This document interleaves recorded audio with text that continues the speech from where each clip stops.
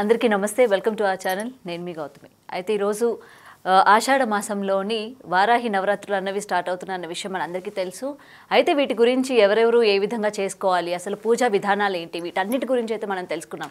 అయితే ఇంకా మనకి తెలియని విషయాల గురించి చెప్పడానికి ఈరోజు మనతో పాటు ఉన్నారు ప్రముఖ జ్యోతిష్యులు బ్రహ్మశ్రీ నందిబట్ల శ్రీహర్ శర్మ గారు. ఆయనతో మాట్లాడదాం. నమస్తే గురుగారు. వాగర్థ వివ సంపృక్తౌ వాగర్థ ప్రతిపత్తయే జగతః పితరౌ వందే పార్వతీ పరమేశ్వరౌ. సదాశివసమారంభాం శంకరాచార్య మధ్యమాం అస్మదాచార్య పర్యంతం వందే గురుపరంపరాం. ఆదిత్యాయ చ సోమాయ మంగళాయ బుధాయ చ గురుశుక్ర శనిభ్యశ్చ రాహవే కేతవే నమః. శృంగేరి పీఠాధిపతులకి, కంచి పీఠాధిపతులకి నమస్కారములు తెలియజేసుకుంటూ కార్యక్రమాన్ని ప్రారంభిద్దాం. గురుగారు, ఇప్పుడు ఆషాఢ మాసంలోని వారాహి నవరాత్రులు అన్నవి స్టార్ట్ అవుతున్న విషయం అందరికీ తెలుసు. అయితే ఈ వారాహి నవరాత్రులు అన్నవి ఎవరెవరు చేసుకోవాలి, ఎలా చేసుకోవాలి, ఆ పూజా విధానాలు ఏంటి అన్నీ కూడా బయట మనకి ఆల్రెడీ తెలుస్తున్నాయి వీడియోస్ ద్వారా. అయితే ఇప్పుడు రీసెంట్గా ఏంటంటే అసలు ఈ వారాహి అమ్మవారికి ఎటువంటి నైవేద్యం చేసుకుంటే త్వరగా మనం ప్రసన్నం చేసుకోవచ్చు, త్వరగా భక్తులు ఏ విధంగా ప్రసాదం చేసుకోవాలి, సో దీని గురించి కొంచెం వివరంగా చెప్తారా? ఇక్కడ గమనించాల్సినటువంటి అంశం ఏంటంటే, వీక్షించేటువంటి బిగ్ టీవీ భక్తి ప్రేక్షకులు కూడా ఈ యొక్క వారాహి నవరాత్రుల గురించి అనేక ప్రసార మాధ్యమాల ద్వారా తగినంత ఇన్ఫర్మేషన్ అంతా కూడాను ఇప్పుడు బయటికి వచ్చింది. అయితే ఇంకా రహస్యాంతర్గతమైనటువంటి శాస్త్ర అంతర్గతమైనటువంటివి, పురాణాంతర్గతమైనటువంటి విషయాలు కొన్ని ఉన్నాయి. అవి ఇప్పటి వరకు కూడాను ఎక్కడ ఎవరికి కూడాను తెలియపరచలేదు. అయితే ఈ యొక్క వీడియోని ఆశాంతం వీక్షించండి. సందేహాలు ఉంటే మళ్ళీ మళ్ళీ చూడండి, లేదా ఒకసారి లైక్ చేసుకొని పెట్టుకుంటే మీరు లైక్డ్ వీడియోలో ఎప్పుడు కావాలంటే అప్పుడు మీరు చూసుకోవచ్చు. ఈ అమ్మవారికి ఏ ఏ నైవేద్యాలు పెడితే చాలా సంతోషిస్తుంది, ఏ విధమైనటువంటి వస్తువులతో ధూపం వేస్తే చాలా సంతోషపడుతుంది, అలాగే ఈ అమ్మవారికి ప్రధానముగా దీపారాధన విషయంలో కూడా ఎలా చేయాలి అనేటువంటి విషయాల గురించి సమగ్రంగా మరియు క్లుప్తంగా ఈ యొక్క కార్యక్రమంలో మనం తెలుసుకుందాం. ముఖ్యంగా ఈ యొక్క ఆషాఢ నవరాత్రుల్లో భాగంగా, గుప్త నవరాత్రుల్లో భాగంగా ఈ యొక్క వారాహి నవరాత్రులని 2 రకాల విధానాలతో పూజ చేసుకుంటారు. ఒకరు సూర్యోదయం ముందు లేదా సూర్యాస్తమయం తర్వాత. అలాగే దీంట్లో ప్రధానమైనటువంటిది ఏంటంటే, ఎవరైనా కానీ సూర్యోదయం ముందు దంతధావనం చేస్తారు, కానీ సూర్యాస్తమయం సమయంలో పూజ చేసుకునే వాళ్ళు కూడా ఖచ్చితంగా దంతధావనమే చేసుకోవాలి. ఇక అఖండ దీపం పెట్టుకునే అలవాటు ఉన్న వాళ్ళు అఖండ దీపం పెట్టుకోవచ్చు, కలశం పెట్టుకునే వాళ్ళు కలశం పెట్టుకోవచ్చు, లేదా మామూలు చిత్రపటంలోనైనా కానీ ఈ యొక్క ఇంట్లోనైనా కానీ చేసుకోవచ్చు. చాలామందికి ఉండే సందేహం, ఇంట్లో చేయాలన్నా, తామస దేవత కాబట్టి దేవాలయంలో చేస్తే మంచిది అని అంటుంటారు. ఇంట్లోనైనా చేసుకోవచ్చు, కాకపోతే ఆధ్యాత్మికమైనటువంటి భావనము అలాగే దైవచింతనతో కనుక చేసుకుంటే ఎటువంటి దోషము లేదండి. కాబట్టి మనం పెట్టుకునేది చిత్రపటం, కాబట్టి ఆ చిత్రపటానికి మీరు ఆవాహన చేసుకొని చేసుకోవచ్చు. ఇక గమనించాల్సిన అంశం ఏంటంటే, అమ్మవారికి దీపారాధన. ఈ దీపారాధనలలో విశేషంగా అమ్మవారికి కందగడ్డతో చేసినటువంటి దీపారాధన చాలా విశేషము. కాబట్టి ఒక మంచి కందగడ్డను తీసుకొని దానికి దీపము ఏ విధంగా ఆకారం ఉంటుందో ఆ విధంగా కొంత తొలగించుకొని అందులో విప్ప నూనెతో కనుక దీపారాధన చేస్తే అమ్మవారి కటాక్షం చాలా సిద్ధిస్తుంది. అంటే ఆ దీపం వెళ్తున్నంత వరకు అమ్మవారి యొక్క ఆవాహనం అక్కడ ఉండి తీరుతుంది అని చెప్పవచ్చు. ఇక గమనించుకున్నట్లయితే ప్రతిరోజు కూడా ఈ యొక్క పూజలో భాగంగా గణపతి యొక్క పూజ చేసుకొని, గణపతి యొక్క అనుగ్రహం తీసుకొని పంచోపచారాలు కానీ లేదా షోడశోపచార విధానంగా ఈ యొక్క పూజాది కార్యక్రమాలు చేసుకోవచ్చు. అయితే ఇక్కడ ప్రధానంగా అమ్మవారికి ఎటువంటి పుష్పాలతో అర్చించాలని చెప్పిందంటే శాస్త్రము, నీలిరంగు పుష్పాలతో అర్చించవచ్చు, లేకపోతే నీలిరంగు చామంతి పుష్పాలతో కానీ అర్చన చేయవచ్చు. అలాగే అర్చనలో భాగంగా విప్ప పూలతో కూడా అర్చన చేయవచ్చు. ఇక ఈ అమ్మవారికి అష్టోత్తరము అయిన తర్వాత విధిగా ఈ యొక్క లలితా సహస్రనామ పారాయణం చేయాలి. ఇక దీంతో పాటుగా అమ్మవారికి 12 నామావళులు ఉన్నాయి. 12 నామాలు అమ్మవారికి చాలా ప్రీతికరం. కాబట్టి 12 నామాలని మీరు విధిగా వీలైతే ఆ అష్టోత్తర పూజ అయిన తర్వాత 108 సార్లు కానీ, లేకపోతే 54 సార్లు కానీ, 41 సార్లు కానీ, కనీసం హీనపక్షంలో 27 సార్లు కానీ జపం చేసినట్లయితే అమ్మవారి కటాక్షము అతి శీఘ్రంగా కలుగుతుంది. ఈ అమ్మవారు సాక్షాత్తు లక్ష్మీ స్వరూపము. విష్ణు స్వరూపము వరాహ అవతారం అయితే, లక్ష్మీ స్వరూపము వారాహి అవతారం. అందుకే లక్ష్మీ సహస్రనామావళిలో భాగంగా ఈ అమ్మవారిని వారాహి ధరణి ధ్రువ అనే నామంతో లక్ష్మీ సహస్రనామాల్లో కూడా ఒక నామం ఉంది. ఇక అమ్మవారి యొక్క రథచక్రం పేరు కిరిచక్రము. అంటే 1000 వరాహములు లాగుతూ ఉండగా అమ్మవారు ఆసీనురాలై ఆ రథంలో ఉంటుంది. ఈ అమ్మవారికి రథచక్రిని అనగా రథసారథి స్తంభిని దేవిగా చెప్పబడి ఉంది. అయితే ఇక్కడ గమనించాల్సిన అంశం ఏంటంటే, ఈ అమ్మవారికి సంబంధించినటువంటి 9 రోజుల పూజ చేసుకుంటారు. వ్రతోద్యాపన కొంతమంది 14వ తారీఖు అంటున్నారు, కొంతమంది 15వ తారీఖు అంటున్నారు. మరి ఏ రోజుల్లో చేసుకోవాలనే ఆలోచన కూడా చాలామందికి ఉంది. అయితే సూర్యాస్తమయం తర్వాత పూజ చేసుకునే ఆచారం ఉన్నటువంటి వాళ్ళు 14వ తారీఖు రోజున ఉద్యాపన చేసుకోవచ్చు. సూర్యోదయం తర్వాత అనగా సూర్యోదయం కంటే ముందే ఉద్యాపన చేసుకునే వాళ్ళు 15వ తారీఖు రోజున ఈ యొక్క వ్రత ఉద్యాపన చేసుకోవచ్చు. ఇక ముఖ్యంగా గమనించుకున్నట్లయితే ఈ అమ్మవారికి ప్రధానంగా నైవేద్యముగా ఈ యొక్క కార్యక్రమాన్ని ఆశాంతం వీక్షించండి.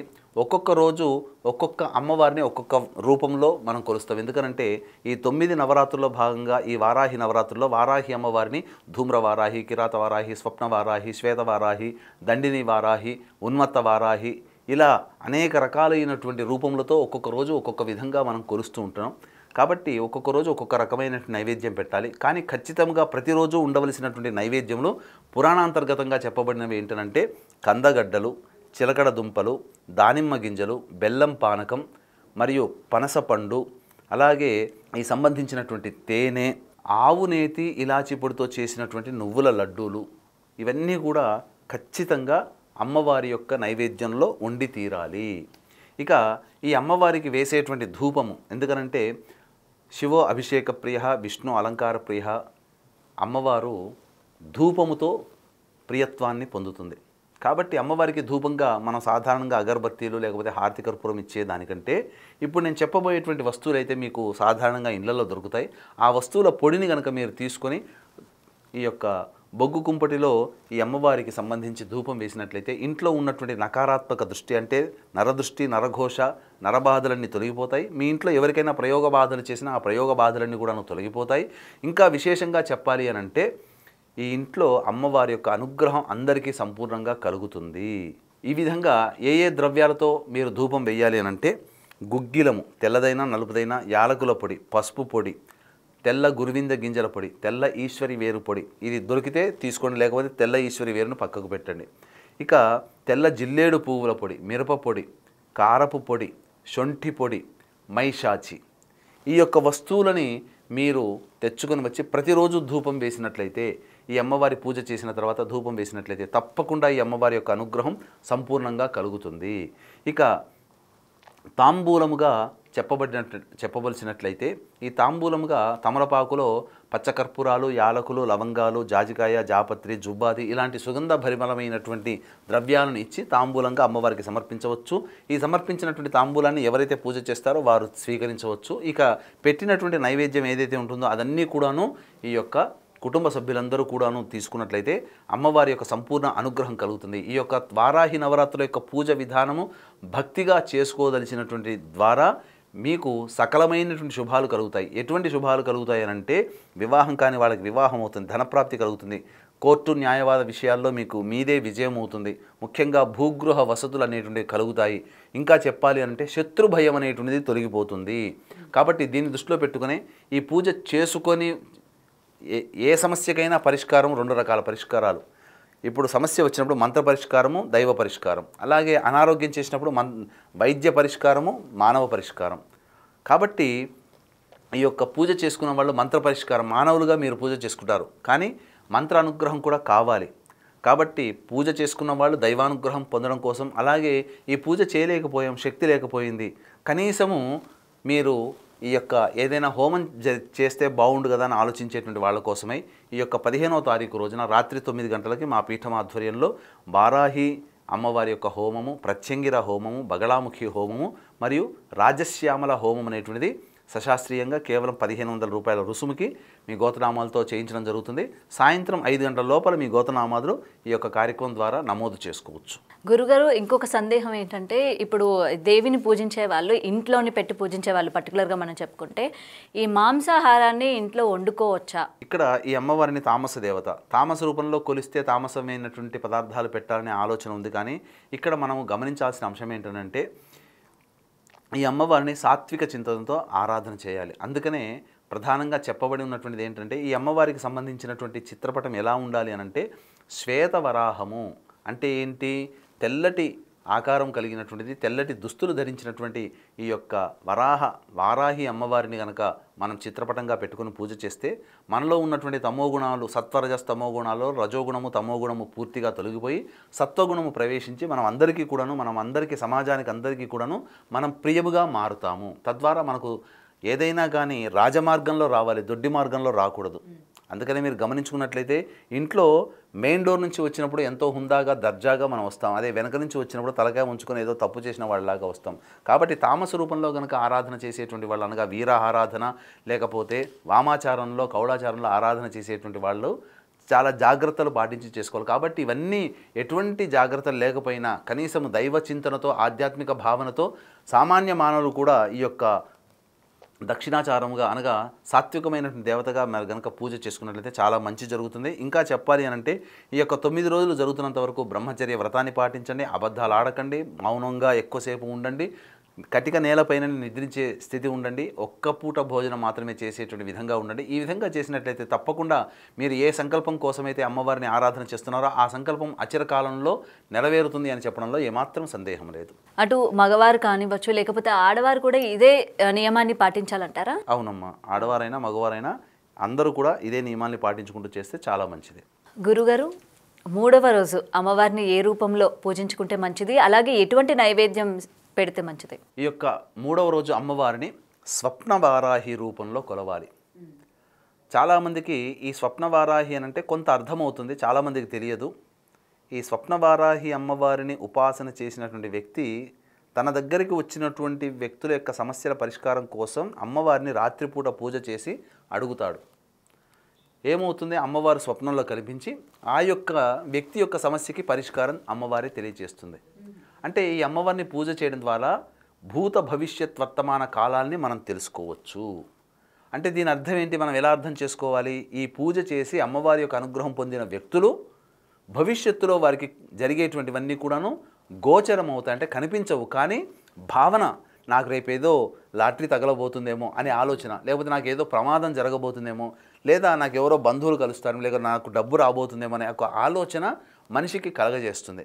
తద్వారా మనం కొన్ని నిర్ణయాలు తీసుకోవచ్చు. అయితే ఈ అమ్మవారు రాత్రి దేవత అని అంటారు. అంటే రాత్రిపూట మాత్రమే పూజించే దేవతగా చెప్పబడి ఉంది.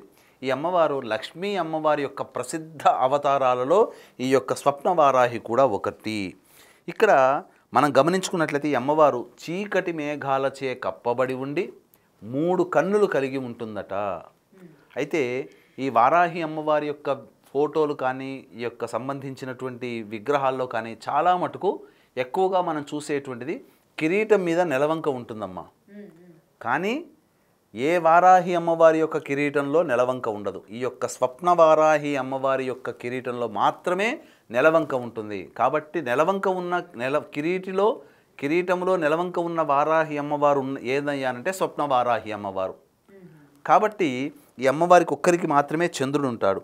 ఇక్కడ విశేషంగా ఏంటనంటే వరాహమూర్తి అవతారం ఎత్తిన తర్వాత హిరణ్యాక్షుడి నుంచి భూమిని రక్షించాడు. అప్పుడు సముద్ర గర్భంలో కలిసిపోయినటువంటి భూమిని తన యొక్క దంతములతో పైకి తేల్చాడు. అదేవిధంగా ఈ అమ్మవారు కూడా భూమండలాన్ని దంతముల మీద కలిగి ఉంటుంది. ఈ అమ్మవారే స్వప్నవారాహి అమ్మవారు. ఇక ఈ అమ్మవారికి ప్రధానంగా చేతిలో 4 భుజాలు, ఒక చేతిలో పాము, ఇంకొక చేతిలో మేక, ఇంకొక చేతితో అభయహస్తాన్ని, ఇంకొక చేతితో వరద హస్తాన్ని ఇస్తూ రక్షిస్తుందట. ఈ అమ్మవారి యొక్క వర్ణన ఇంకా ఎలా చేశారంటే ఈ అమ్మవారు అత్యంత భారీ ఆభరణాలని ధరించి ఉంటుందట. అంతేకాకుండా ప్రకాశవంతమైనటువంటి వస్త్రములు ధరించి దగదగా మెరిసిపోతూ ఉంటుందట ఈ అమ్మవారు.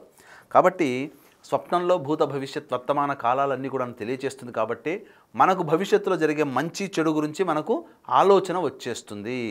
ఈ యొక్క అమ్మవారికి ఈ రోజున నైవేద్యము బెల్లంతో చేసినటువంటి పాయసము, కొబ్బరి అన్నము నైవేద్యంగా పెట్టాలి. చాలా చక్కగా వివరించి చెప్పారు గురువుగారు. ఇప్పటి వరకు ఏంటంటే దీని గురించి చాలామంది మాట్లాడారు, కానీ గురువుగారు మాటల్లోని మనకి ఏంటంటే వివరణగా, అంటే ఎటువంటి అవతారాల్లోని పూజించుకోవాలి, ఎటువంటి నైవేద్యం పెట్టుకుంటే మంచిది అని చెప్పి చాలా వివరంగా గురువుగారు అయితే మనందరికీ చెప్పడం జరిగింది. ఇంకా మీకు ఎటువంటి సందేహాలు ఉన్నా స్క్రీన్ మీద కనిపిస్తున్న నెంబర్కి కాంటాక్ట్ అవ్వచ్చు. అలాగే 15వ తారీఖున గురువుగారు నిర్వహిస్తున్న వారాహి హోమంలో కూడా పార్టిసిపేట్ చేయవచ్చు.